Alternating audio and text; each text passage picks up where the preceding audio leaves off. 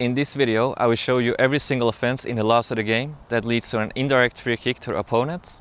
I'll even show you offenses that aren't in the laws of the game but are confirmed by the IFAB. Everything I mention in this video is based on the 2025-2026 laws of the game, and if there are changes in the future, I will mention it in the comment section. Let's start with what an indirect free kick means compared to a direct free kick. A direct free kick can be scored directly into the opponent's goal after only touching one player, meaning the kicker.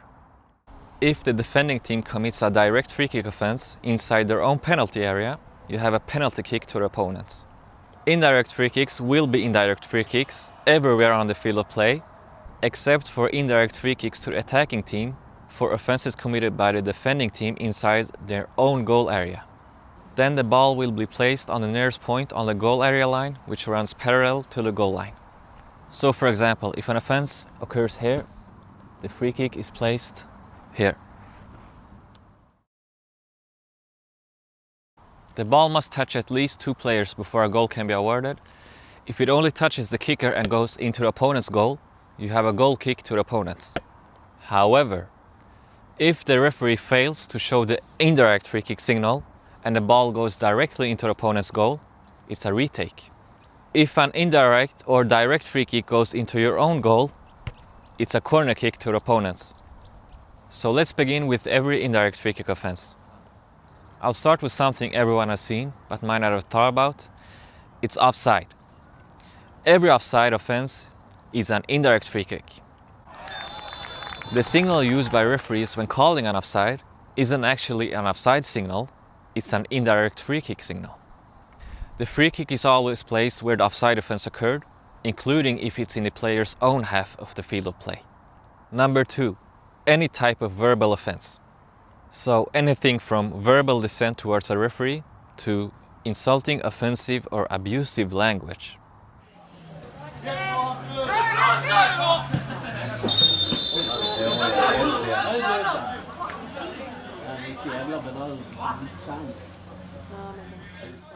Or other types of verbal offenses, such as verbally distracting an opponent during play. If it's a verbal offense, it's an indirect free kick. Always restart it where the offense occurred, and minimum yellow card depending on what was being said, and also where it occurred, because it can be during a dog show and therefore a red card.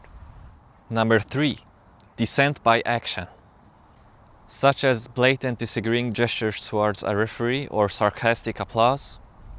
Dissent is always a yellow card offense, and the free kick is placed where the dissent was made. Number 4, using offensive, insulting or abusive gestures or actions. These are physical behavior, for example those that are rude, hurtful or disrespectful. Examples are flipping someone off or similar, and it's always a red card, and the free kick is placed where the offense occurred. And now moving on to other categories. Number 5, re-entering the field of play without permission. If the player re-enters without the referee's permission, the referee doesn't need to stop play immediately. If the player doesn't interfere with play, a match official, or if advantage can be applied to the opponents.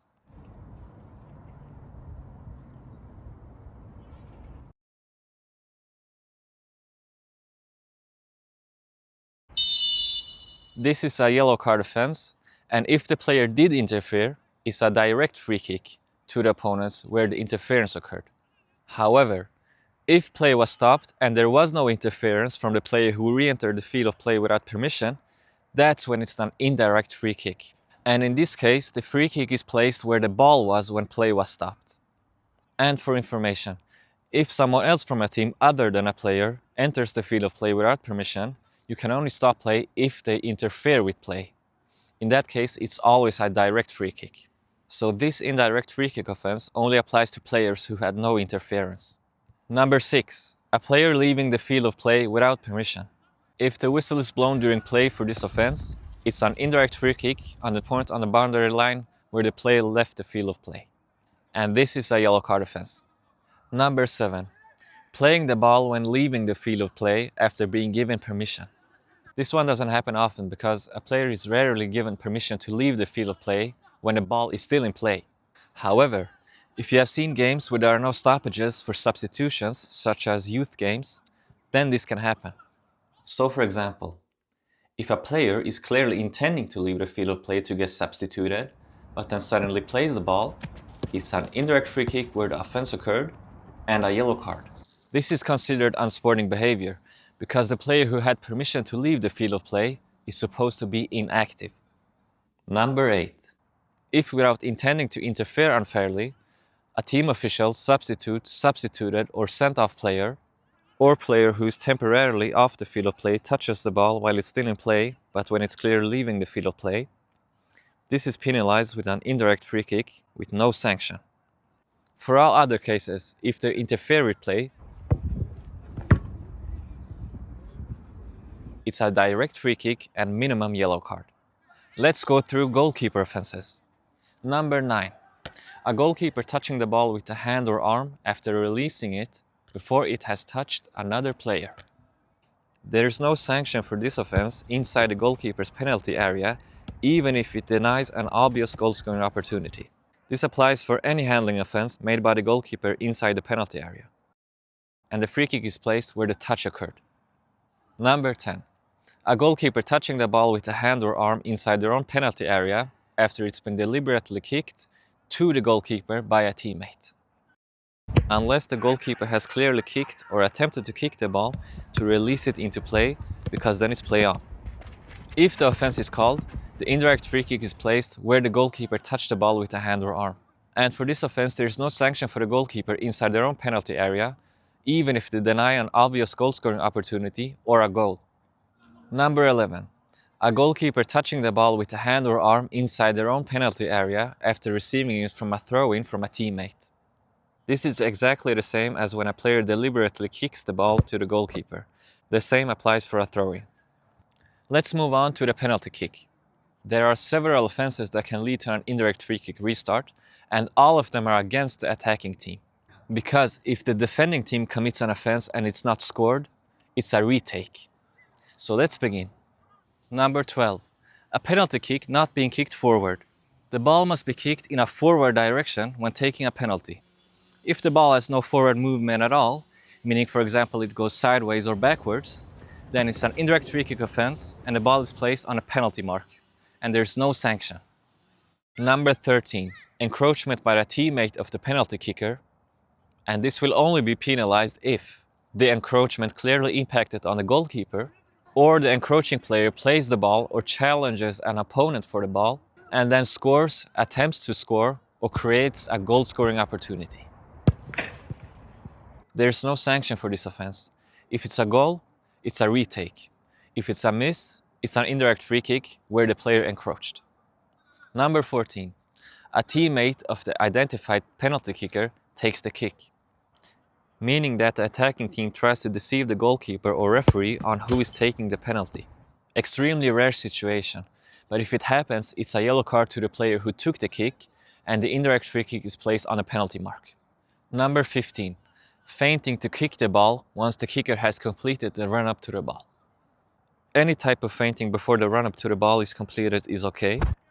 However, if done after the run-up is completed, it's an indirect free kick where the feinting happened and a yellow card. Let's go through other types of offenses. Number 16. Touching the ball a second time after restarting play. This applies for kickoffs, goal kicks, free kicks, corner kicks, throw-ins, and depending on the case, also for penalty kicks. You can't touch the ball a second time on these restarts until the ball has touched another player. It'll be an indirect free kick where the offense occurred, unless it was a direct free kick offense, handball. However, for penalties, it's only if the kicker deliberately touches the ball twice that it will be an indirect free kick, no matter if it's missed or scored. Because on penalties, if the second touch was accidental, meaning that it touched both feet at the same time, or the other foot immediately after the kick, it's only an indirect free kick if you miss, because if you score, it's a retake. For these second touch offenses, there can be no sanction, a yellow card or red card, depending on if it's spa or dogso, and the indirect free kick is always placed where the offense occurred. Number 17. When advantage is played and a player will be sent off when the ball is next out of play. If the player plays the ball or challenges or interferes with an opponent, the referee must stop play and send off the player. The restart is an indirect free kick where the player impacted play, unless the player committed a direct free kick offense.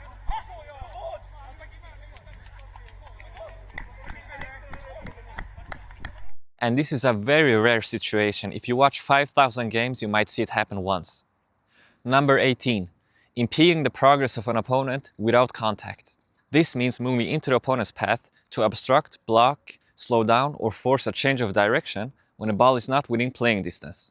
All players have a right to their position on the field of play, so being in the way of an opponent is not the same as moving into the way of an opponent. This is usually only called for goalkeepers when an opponent impedes their progress.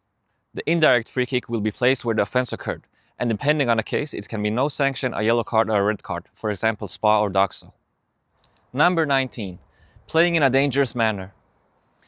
This offense can be made in several different ways. It's any action that, while trying to play the ball, threatens to injure someone, including the player themselves, and includes preventing a nearby opponent from playing the ball for fear of injury. So risking your own safety can lead to an indirect free kick to your opponents, and that's something many people don't know. There is no sanction for the offense in itself, but depending on where it occurs, it can be SPA or DOXO, for example, so a yellow or red card. The free kick is placed where the offense occurred. Number 20. Preventing the goalkeeper from releasing the ball with the hands, or kicks or attempts to kick the ball when the goalkeeper is in the process of releasing it. It's important to not misunderstand this offense, because it's not the same as intercepting a release from the goalkeeper when you're standing from a distance, because that's allowed. This can either be no sanction or a yellow card for SPA or showing lack of respect for the game, or if it's in an extremely unusual situation, a red card for DOXO, but you will never see that happen. And the indirect free kick is placed where the offense occurred. Number 21. During a throw-in, impeding or distracting an opponent, including moving closer than 2 meters, 2 yards, to the place where the throw-in is to be taken. If I'm taking a throw-in here, the opponents are not allowed to distract me or impede. And this includes having to be at least 2 meters away from the point on the touchline where the throw-in is to be taken. It doesn't matter if I'm way behind the touchline when I'm taking the throw-in, the opponents still need to be 2 meters away from it in any direction. And this is a yellow card offense for unsporting behavior. If the throw-in has been taken, an indirect free kick is awarded on the place where the opponent was standing when the offense was committed. If the throw-in hasn't been taken, it's still a yellow card, but the referee has to give a signal for the throw-in to be taken again. Number 22. An offense committed outside the field of play, during play, by a player against a player, substitute, substituted player, or team official of their own team. No matter what the offense is, if it happens during play, it's an indirect free kick on the closest point on the boundary line to where the offense occurred, and the appropriate sanction is given.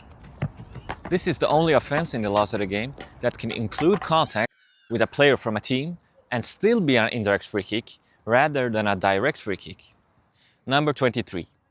An attacking team player being closer than 1 meter from the opponent's wall before a free kick has been taken. A wall is when there are at least 3 players in formation, including if one of them is lying on the ground behind the others. All opponents must stand at least 1 meter away from the wall until the ball is in play. If not, the referee awards an indirect free kick to the defending team where the offense occurred, and there is no sanction for this offense. Number 24. Initiating a deliberate trick for the ball to be passed to the goalkeeper to circumvent the backpass law. A legal backpass is any pass that does not include using the foot or ankle. All other playable body parts are allowed.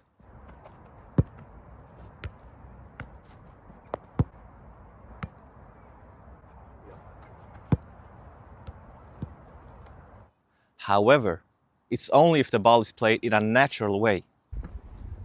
It's not allowed to use trickery to do a back pass to a goalkeeper with, for example, the knee, chest, or head. This includes initiating a deliberate trick from a goal kick or free kick. It doesn't matter if the goalkeeper touches the ball with the hands or not. This is a yellow card offense, and you penalize the player who initiated the trick, who could also be the goalkeeper.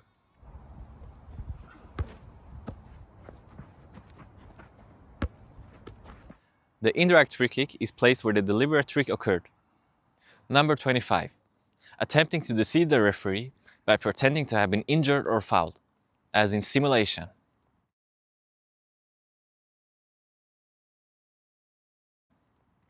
This is a yellow card offense, and the indirect free kick is taken from where the offense occurred. Now moving on to offenses that are not in the laws of the game. The IFAB refers to these as any other type of offense not mentioned in the laws. There could be even more offenses, but if they've never happened in the history of football, it's difficult to imagine them. Every offense in this category is sanctioned with a yellow or a red card. Number 26. Using a teammate to gain an unfair advantage. This includes, for example, climbing up on a teammate to jump higher or pulling their shirt to gain speed. This is a very rare offense, but it has happened before. And it doesn't matter if contact is involved, it's still an indirect free kick. The player is sanctioned with a yellow card.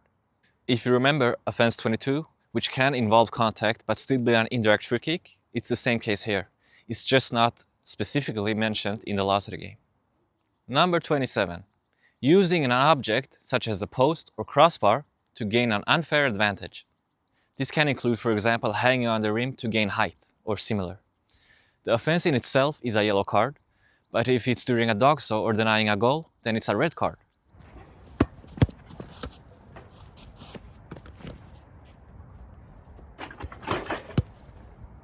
Number 28. Hiding the ball under your shirt. This one is a bit special and very rare. If the player hides the ball quickly as a way of showboating or to prevent an opponent from playing the ball, it's an indirect free kick and the offense in itself is a yellow card. It would be a direct free kick if a player does this while running with the ball, because that should be seen as an extension of the hand or arm. Or if a player makes contact with the ball with the hand or arm while it's under their shirt. Those were all the indirect free kick offenses, including the ones you won't find in the laws of the game. I hope it was of help. Thank you for watching.